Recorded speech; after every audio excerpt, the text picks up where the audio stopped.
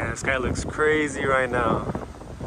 Oh, what's up guys, I'm back at it with another video. So I know you guys have been waiting for me to drop the install video on the 350, but you know, I'm still figuring out my coupler issues. So instead today we're gonna work on the bends and we're gonna do an alternator install replacement. You know how to do it on a 1998 C230. So it's fairly simple.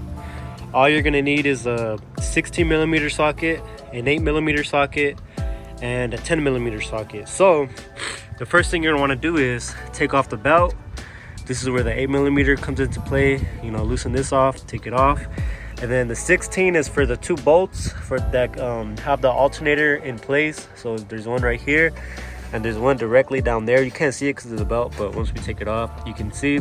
And the 10mm takes off the little wire connected to the alternator that runs from the battery. So yeah, let me take off the belt and yeah, I'll show you guys what to do next. So fairly simple. I already loosened the belt, took it off. You just have to do it this way. And the other bolt I was talking about is down here. So I don't have a 16, so I'm using a 5/8 socket, so you can use that as well. I already broke loose both the bolts, so I'm gonna take them off and I'll show you guys how to take off the little nut or bolt in the back. Alright guys, and just like that I loosened and took out the two bolts. So just move it to the left here. It's out, and that's the little 10mm nut we have to take off. This so take off bolt, take that cap off.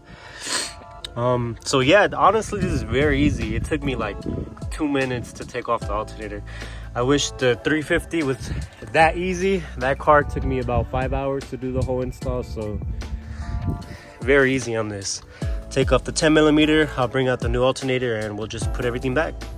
All right guys, and here's the brand new alternator. So like I said, take off the nuts, move this out the way, put this back in and just put everything back. It's that simple. And before I forget, you are gonna want to take off the negative terminal on the battery right here. If you guys don't know where the location is, it's right there. Do that before starting anything and you should be good to go. So I'm gonna put everything back and we're gonna start the car. Hopefully everything's good to go. All right guys, so before I forget, this is actually a 13mm and this is a 10. And on this alternator, for some reason, it's also a 13mm right here, but this is an 8mm. So depending on which alternator you get, it could be different. So just a heads up. All right guys, so scratch that. So you don't have to use the 8mm that comes with the, or the one that came with mine.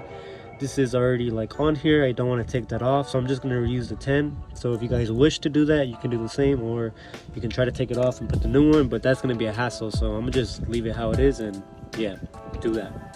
All right guys, and just like that, we got the alternator in. Everything's good to go. I actually did have to buy a new battery because my battery was toast. But let's go, moment of truth. Let's hope this car starts.